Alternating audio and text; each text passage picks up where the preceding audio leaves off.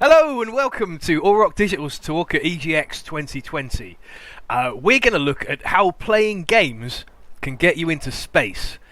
So who are we? Well, I'm Mike Dorr. I'm the Senior Producer and QA Manager over at All Rock Digital, and over here is Jemima. Hi, I'm Jem. I'm the Marketing and Community Manager at Warcraft Digital. And why are we wearing these costumes, and why are we talking about how playing games can get you into space? Well, we are making a video game about getting into space called Mars Horizon. It's a space agency management game where you ultimately try and get the first boots on Mars.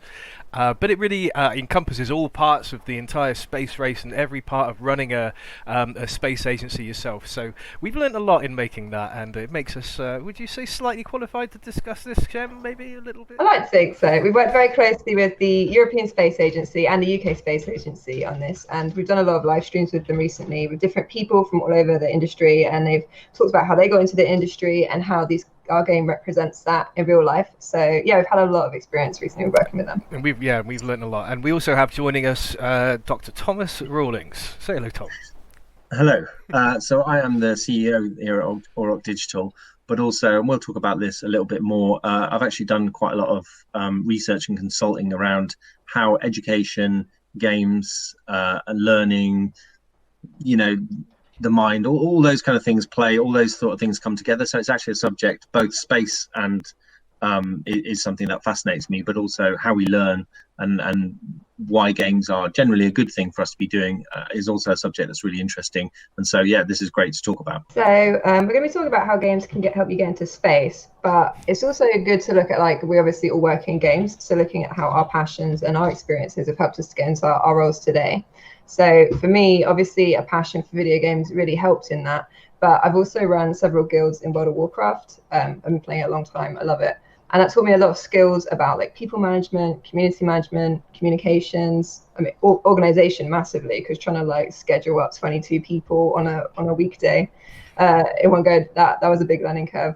So that's been really useful, and working in video games meant it was something my employers actually understood. So I could say in the interviews, I ran a successful Mythic Raiding Guild, and they're like, oh, that's really impressive. Whereas other industries may have been like, oh, okay. A geeky thing that I really like, that I reckon has helped me get where I am today, is I don't think I'd be where I am today without my training in Bomberman. I don't know if you've ever played Bomberman, but it's kind of like a mix of strategy, planning ahead, thinking on your feet and adapting to change, seeing an explosion long before it goes off and avoiding it. I probably played tens of thousands of hours of Bomberman, and I've always thought now this has got to be sharpening something. And now I'm a video game producer, and at pretty much every minute of the day I'm planning ahead or reacting to change, or indeed from time to time having to drop bombs. Well, I suppose for me, the anecdote of how did my geekiness sort of prepare me for the world of work is kind of more direct one, in that when I was younger, I was really into games, both video games, role-playing games, tabletop games, and I spent so much of my time playing them and making them as well. And my dad, love my dad, but he was thinking of the world he was brought up in. He's like, it's all very well good you playing these games, and you'd say, what do you want to be? And I'd say, well, I want to design games. And he'd go, yeah, but kind of need skills that's actually employable in the real world. So he sort of talked to me about becoming a draftsman, which is the people who hand draw engineering diagrams for, new components or bits of cars or planes or whatever. And so, I started learning that. And of course, the irony is that the physical drawing of engineering parts is a completely redundant skill that no one uses these days. And actually, the game design stuff that I did learn through playing and making games is what has helped me get the job I'm in now. So yeah, go geekiness. So also we've done quite a few streams recently. Check them out on our YouTube channel with real scientists and space agency staff. So we were talking to Ben about how we created Mars Horizon with these real references.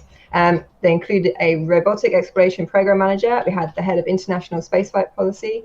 We had the human exploration program manager and head of branding and partnerships with ESA. They have really interesting insights, and they all had quite different ways into their industry. So we'll be putting clips of that, those guys in throughout the stream for you to check out as well. So we've got a really good clip here of Paul Smith. He's the robotic exploration program manager at the UK Space Agency. So this is talking about how he got working in the space agency and how he gave himself the opportunity. Paul, how did you get into this whole space game? Well, it certainly wasn't through exploding satellites around Mercury. I don't think they'd let me in if I did that. But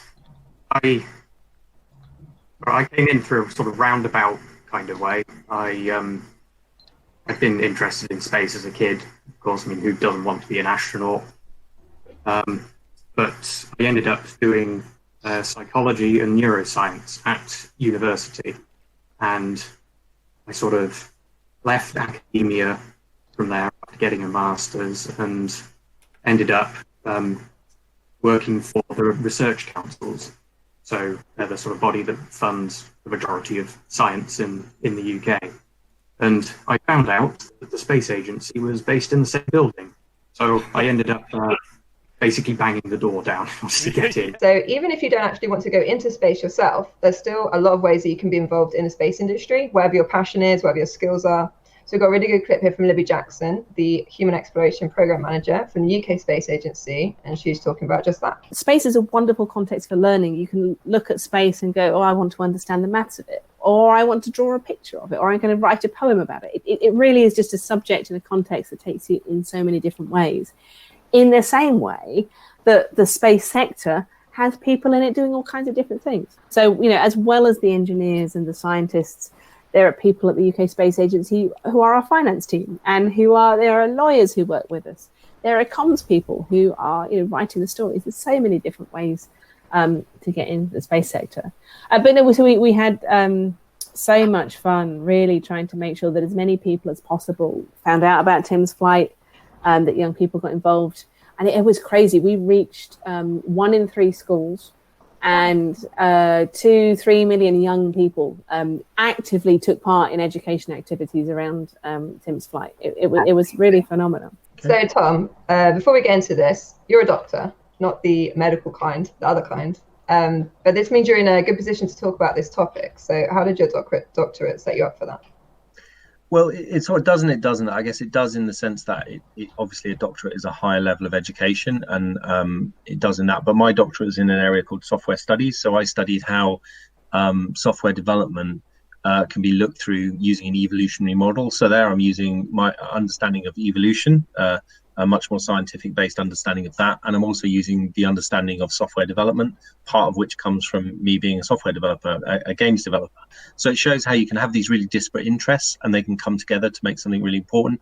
In addition to that, I've done a lot of consultancy about how games can help organizations or companies with things that might seem a bit not central to gaming, but that's been organizations such as the Wellcome Trust. I've done talks to the BBC about this. I've run events with the Royal Society, who are the oldest scientific organization in the world, using games to help talk about science and research. So yeah, it's something I'm both really interested in and have happened to have done quite a lot of work in.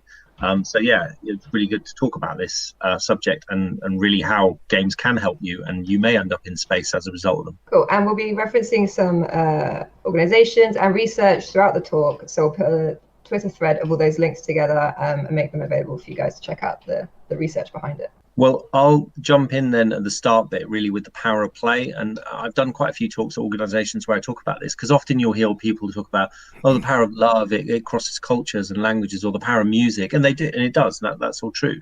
But games have a much more powerful thing than that, in that they can cross species. An example I use is a video of a cat playing with a squirrel. Now, normally these two animals would probably be incredibly wary of each other, and yet under the right circumstances, they play together. But more importantly, they understand that what play is. So they're both mammals, but they're completely different species of mammals, and they're able to kind of play with each other. Is that a pet squirrel then? Oh. I'm assuming the cat's been well fed at this point. Right? Yeah, he's going to have to be really well fed. Yeah, I don't know. I think. Yeah, they are actually playing, aren't they? Yeah. It's really cute. I mean, I play a lot of games with my dogs, biting. Bring back my pants. I love where dogs do, like, if you ever see a dog, they do this little crouch thing and they'll stand up. That's like dog body language to say, do you want to play? And if you see two dogs doing it, it means that even if one dog is massive and one dog is tiny, they know it's both play and they know they can both do it and no one's going to get hurt. But they will do that with other animals as well. They do it to humans. Does it to and they do it to like cats, yeah. So that's another example of like cross-species play, that they're sort of signaling, I want to have fun, and it's, it's not serious. I'm not going to hate you at the moment. Yeah, and for me, I think there's an intrinsic thing. There's a kind of study of science where they look at how to understand human beings, and one of them is this idea of human beings as like play centric. Like we think of play as this thing that you just do as kids or whatever, but of course it isn't. It's a thing that's with you all your life, and whether it's you're watching a football match in later life, or whether you're playing with kids, or whether you're just playing a game, or whatever age you are, you realize that play is so intrinsic to being human, and in fact being a mammal, that I think it's just below the surface of our behavior all the time, which is great. And therefore it's going to have a really powerful impact on how our brains work, which you'll see as we talk through this. So I'll jump in a bit and then say, like, one of the key things is on motivation and learning. And I'll quote what the science says. So there's a bit of research done where they talk about that reward outcomes appear to play a major role in modulating episodic memory. Basically, there's a whole bunch of types of memory, but what they're really saying this, if you read the research, is that the positive rewards, when you get positive rewards, it helps you remember, which sounds really obvious. Like if every time you got a sum right in maths, somebody gave you a sweet, you were more likely to get those sums right. You want to remember the right answers because you want the sweets. But obviously games by their nature are reward based. When you succeed in a game, you get a reward. So it stands to reason if you start saying, well, let's use games in helping people to remember stuff, to learn stuff, that actually it becomes a positive thing. And if it's positive and you enjoy it, you're motivated to do it. So there's actually been research done on specific where they've used games. For example, there was a piece of research. Researchers had two groups of students, one of whom used a kind of game that ran through all of their learning, and the other group just did the normal learning. And they kind of came to the conclusion that the evaluation results of the learning outcomes and learning motivation demonstrated that incorporating ubiquitous games into the English learning process could achieve better learning outcomes and motivation than using non-gaming methods. And what that says is that there's this really positive relationship between gaming and play and learning. And I think that's really interesting. There's still more research to be done, and I'm simplifying a more complex field, but it's apparent that there's something interesting going on there. So does a game have to be made especially for learning to help you learn? Well, again, so yeah, no. And I think this is really crucial. Like, just because a game, like, I think people think, oh, well, it's educational games, that's the learning bit, and normal games are not. And that is not the case. Anything that you enjoy, you can end up learning from. And games of all types ultimately tick those boxes of motivation and therefore you remembering it.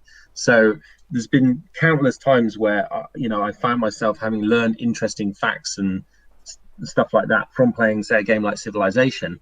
And you think, how do I remember, who that ruler was or what that dynasty was? And then you think, oh, yeah, it was from playing Civ. Or so games themselves, like just being around that knowledge, you pick some of it up. And I think that's really interesting.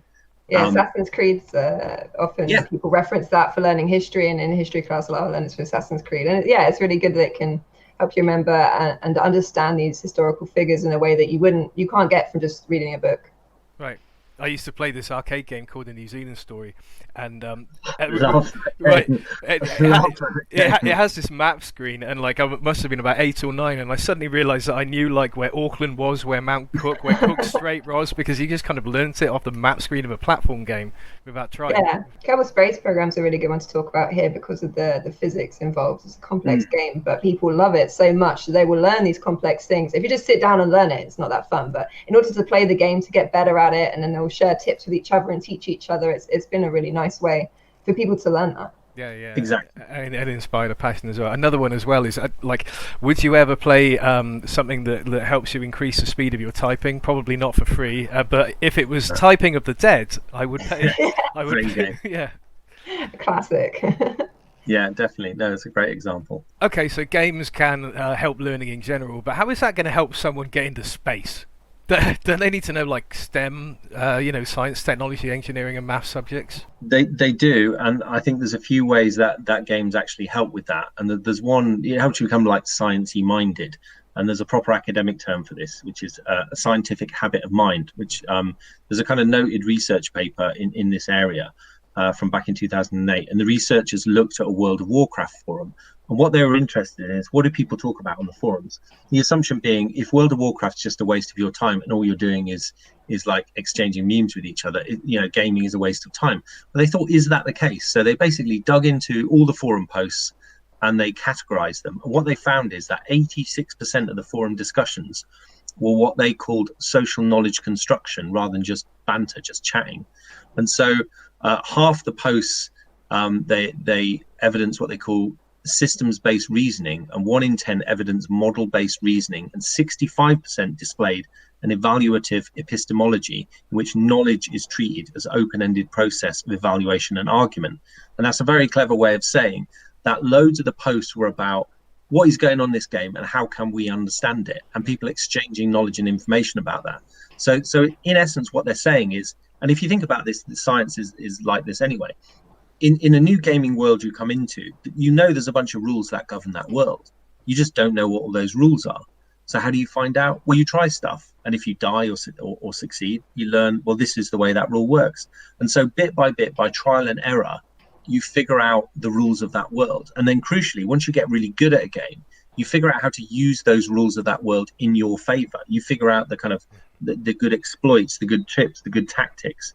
And so in a way, playing games is like being part of a giant science experiment, and that gets you into this way of thinking whereby the idea of trial and error, of experimentation, of evaluating it based on knowledge and experience is fundamental to understanding that world. So that's a really valuable part of understanding all the STEM subjects is the value of evidence and the value of experiment.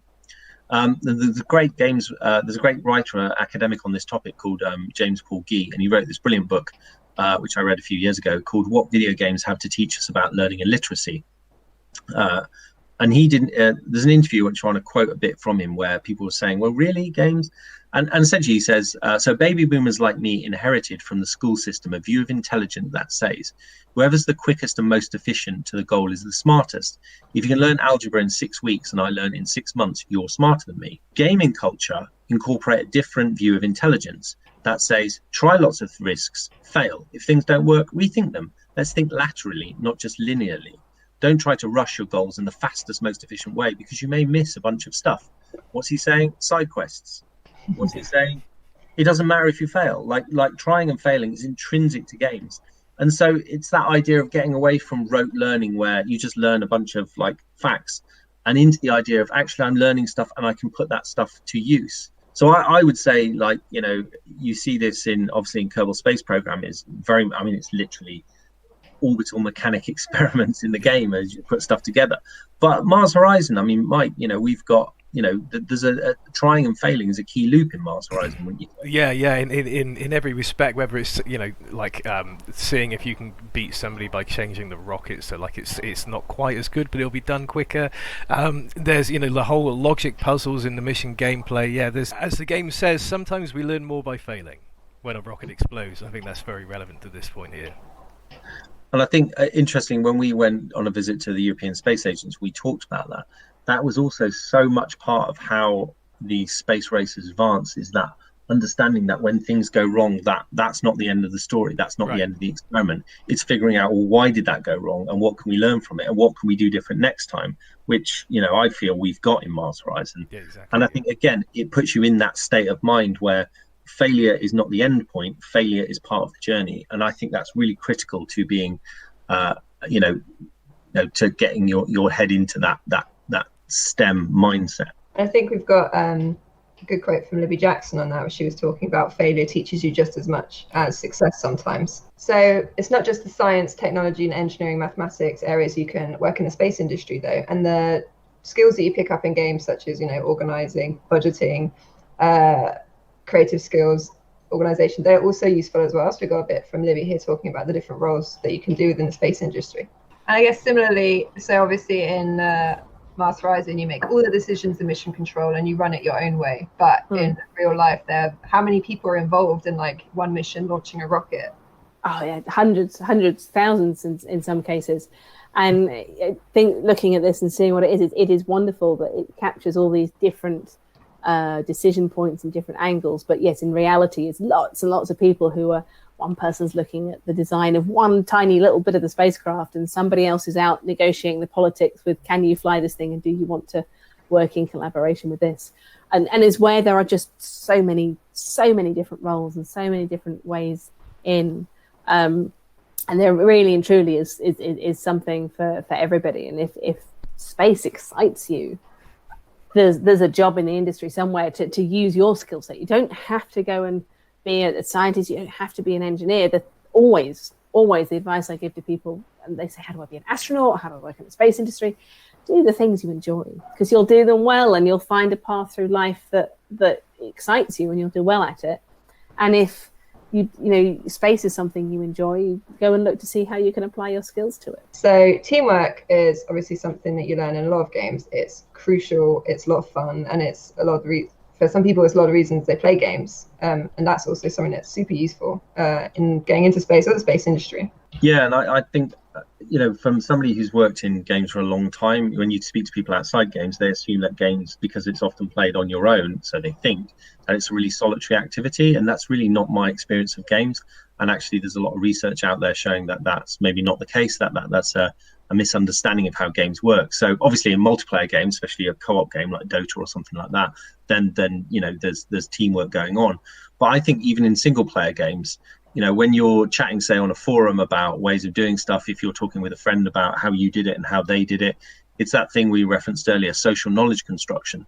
So there's a kind of teamwork going there. Even in a discussion outside the game, there's teamwork going on to understand the various aspects of that game and how it comes together. So to me, teamwork is implicit in games, and it's like I say, it's a common experience for me as a gamer. I've been all the way through. It's been quite a social activity.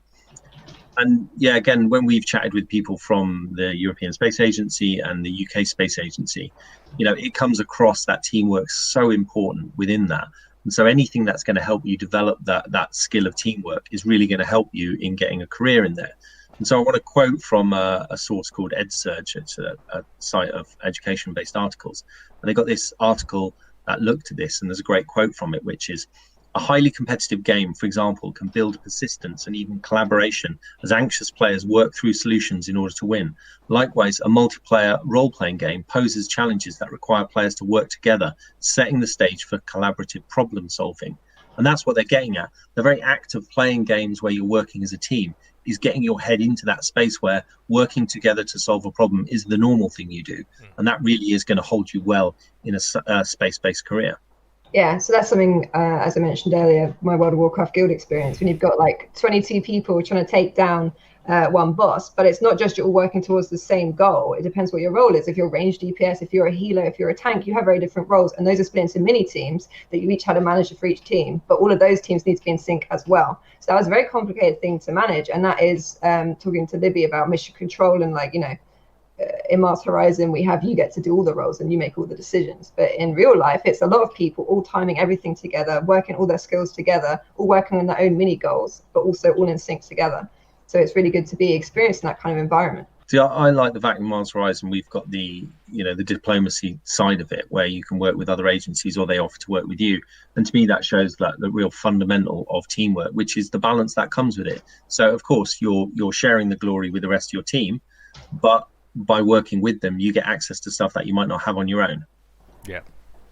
So a lot of the people that we talk to in our various live streams who work in the space industry, a lot of them have had that interest and passion in space from a very young age, and it can come from films, music, games especially. And you've seen nowadays with so many wonderful games about space, you're getting people who can share that passion and knowledge. Andrew Koo was a big fan of Star Fox.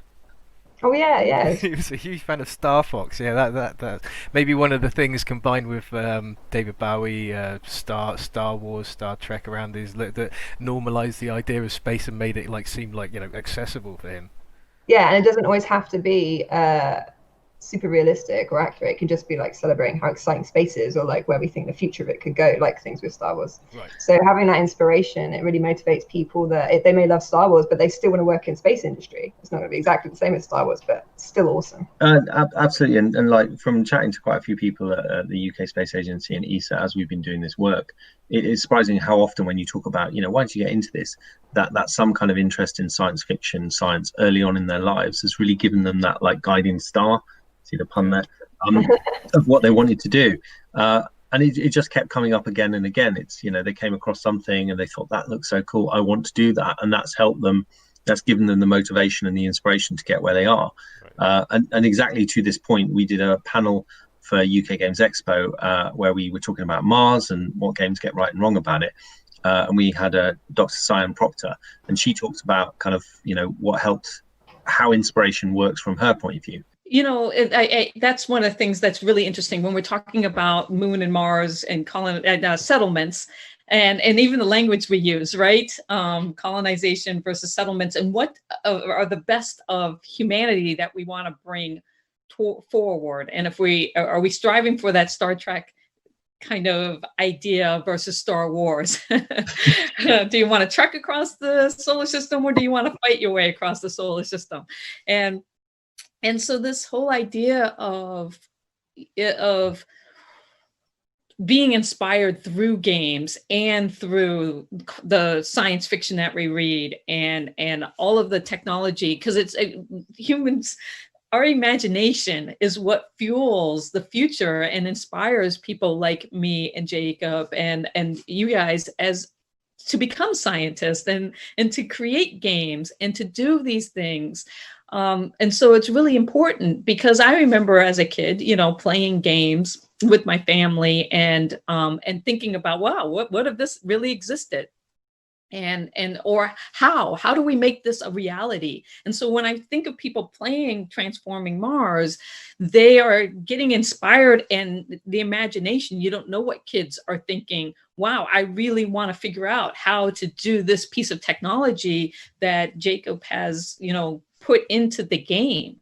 And that person may turn out be able to do that in the future. And this has also been true for myself. Like when I was doing research into Mars Horizon in the very early days, I posted on a space engineering forum, I think it was on Reddit, and I asked players who were playing the game, were any of you students, what were you studying? And did playing games like Space Engineers or Kerbal Space Program help you get there?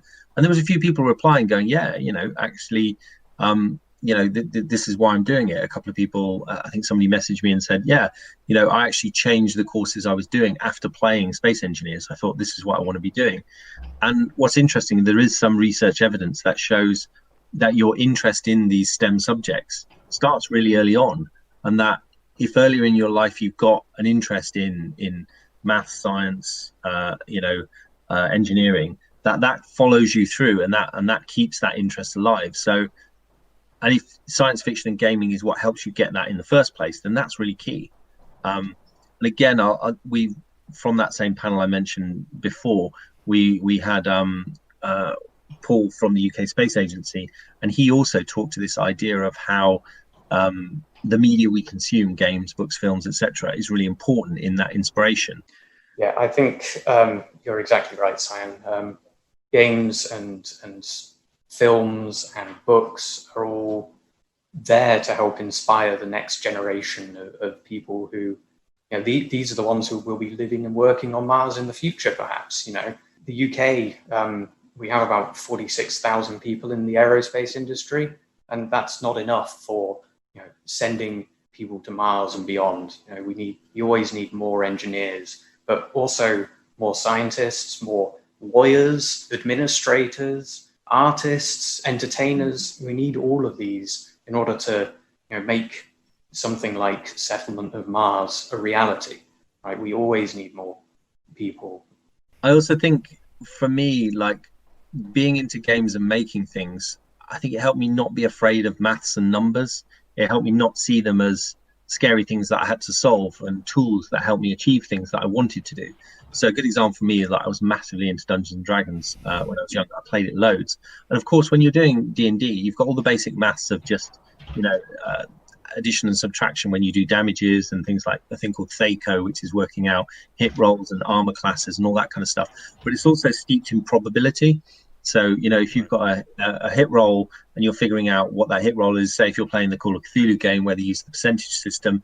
So suddenly before long, using numbers and maths and concepts in maths like probability was really straightforward. So when in maths in classes we came to doing probability, I really enjoyed that, because I was like, oh yeah, this will help me be better at D&D and make better D&D adventures, because I can understand how I can represent and play with probability and get the outcomes that I think are more dramatic for the adventure that I'm either planning or playing in. And again, I think if you look at something like Kerbal Space Program, that that maths-based knowledge is really directly in there. Like, you can't play it without seeing it. And I would say similarly in Mars Horizon, you know, the numbers are there, like the details on payloads, you know, even if they're just slightly one step removed. So, for example, when you're scheduling a mission, the windows in which the missions can happen, they're all based roughly on the orbital mechanics, because Mars relative to Earth, it's not always at the same distance. As the two planets move apart around the sun, you get periods when Mars is closer and periods when it's far apart.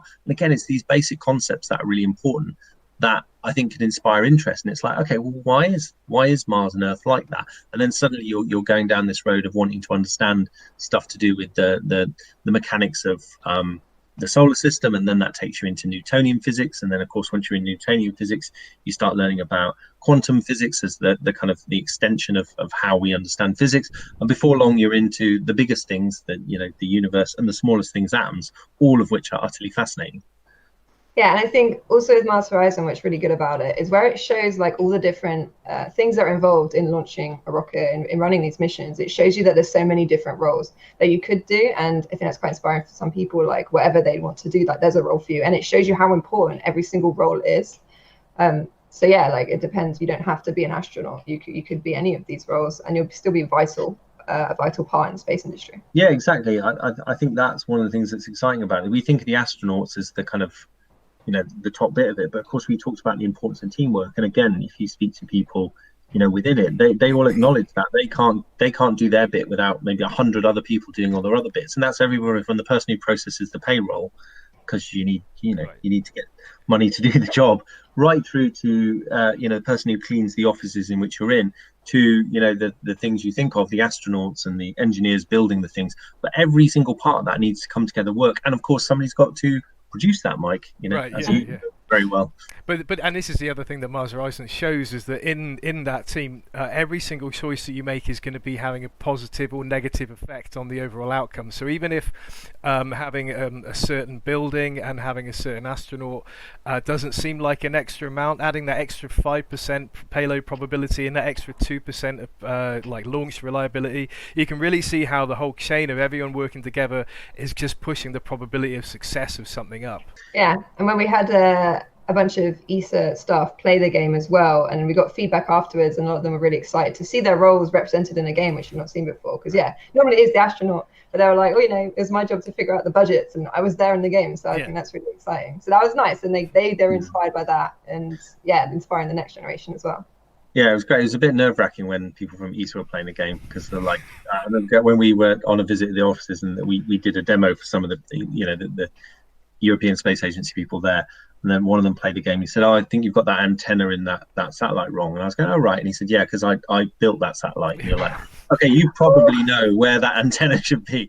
But it's great feedback to get. And they were really good about it. And ultimately, that process of working with them, that teamwork, collaborative process, has helped us get better, because their knowledge is now seeped into the game. Yeah. And to me, again, it just underpins how like the science, technology, engineering stuff, like the knowledge of it, is making our game better. So even on the creative side, that is helping. Yeah, definitely. Not only the knowledge, but also the anecdotes as well. Yeah, there's a lot of a lot of funny stories. Yes. So we've looked at how games can teach you, how they can inspire you. You can learn a lot of teamwork for it, and I think with a lot of industries, but especially the space industry, these are all things that are really important for whatever area you want to work in. And it just shows you, like, there's a place for you there if you want to do it, and you should just go for it. Absolutely. And I would say treat your gaming as part of what you're doing. You know, if that's part of your identity and what you're about, then help it power all those other things. Because, you know, if it's a school or college or university work, that still needs to be done. Gamify that, turn that into a thing that helps you move forward with it. And I think what's really exciting, that maybe somebody watching this video now, looking at their career and where it might go, maybe in a decade or two's time, somebody watching this might be boarding a ship, being part of the first crewed mission to Mars. And that's super exciting to think of. It'd be amazing. Thanks so much for watching our talk. Yeah, thank you. Cheers. Absolutely.